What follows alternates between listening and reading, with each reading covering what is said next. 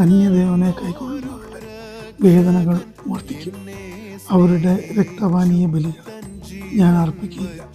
അവരുടെ നാമങ്ങളെ എൻ്റെ നാവിന്മേൽ എടുക്കുകയുമില്ല. അന്യദൈവങ്ങളെ ആരാധിക്കുന്നവർ ജീവനുള്ള സത്യദൈവത്തിൽ നിന്നും അകന്നു പോയിരിക്കുന്നു. അതുകൊണ്ട് തന്നെ അവർക്ക് ദൈവത്തിൻ്റെ പ്രൊട്ടക്ഷനോ ദൈവത്തിൻ്റെ കരുതലോ ദൈവത്തിൻ്റെ നടത്തിപ്പോ ഒന്നും ലഭിക്കുന്നില്ല. അതുകൊണ്ട് തന്നെ അവരുടെ വഴികൾ ഒരിക്കലും ശാശ്വതമാകുന്നില്ല. അവർക്ക് സകലവിധ പ്രയാസങ്ങളും ദുഷ്ടൻ്റെ സകല ആക്രമണങ്ങളും നേരിടേണ്ടി വരുന്നു.